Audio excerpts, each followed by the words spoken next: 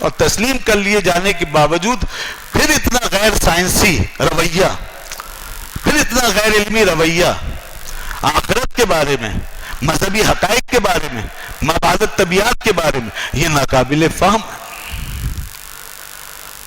جب آپ اپنی نادریافت شدہ حقیقتوں کا انکار نہیں کرتے تو پھر ان حقائق کا انکار کس بنیاد پر کر سکتے ہیں جو اللہ نے بیان فرمائے،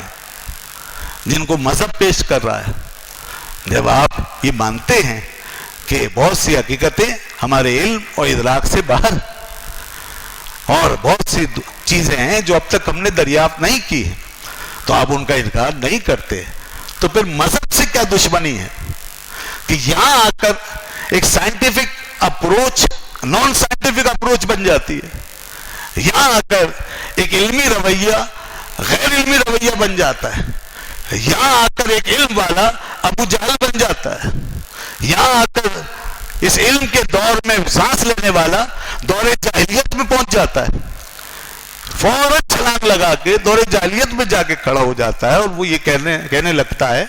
کہ یہ نہیں ہو سکتا۔ یہی بات تو ابو جہل اور ابو لہب کہتے تھے، ذالک رجل بعید، یہ نہیں ہو سکتا، یہ وہ چیز۔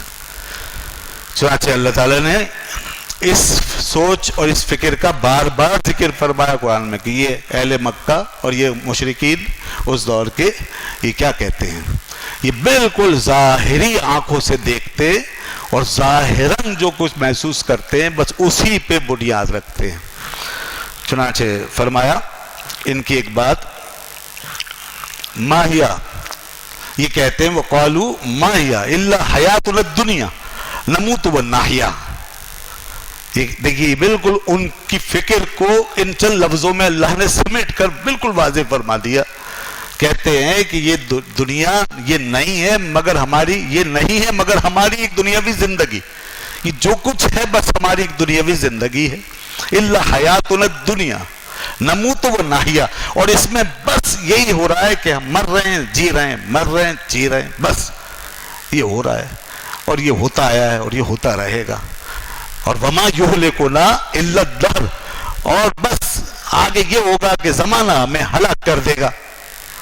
زمانہ ہمیں اب بھی مٹا دیتا ہے اور آئندہ بھی اسی طرح ہمیں ہلاک کر دے گا اور ہمارا نام و نشان مٹ جائے گا، قصہ ختم ہو جائے گا۔ یہ بات وہ کرتے تھے،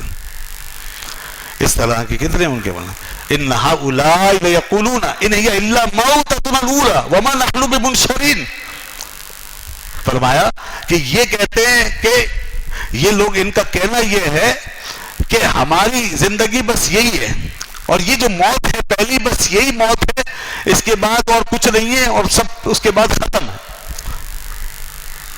یہ ہماری پہلی موت بس یہی موت ہے اور اس کے بعد قصہ ختم۔ اور کہتے تھے وہ کہ ہم دوبارہ نہیں اٹھیں گے، وما نحن بمنشرین، ہم دوبارہ نہیں اٹھائے جائیں گے، یہ ان کی باتیں تھیں۔ آج بھی دنیا یہی کہہ رہی ہے، مگر اس مقام پہ کھڑے ہو کر انسان کے اندر وجودی سطح پہ پھر کچھ سوالات پیدا ہوتے ہیں جن کا جواب وہ دور جاہلیت کے لوگ تو نہیں دے سکے، اس پڑھے لکھے دور کے لوگ بھی اس کے آگے سر پٹک رہے ہیں اور ان کے پاس کوئی جواب نہیں ہے۔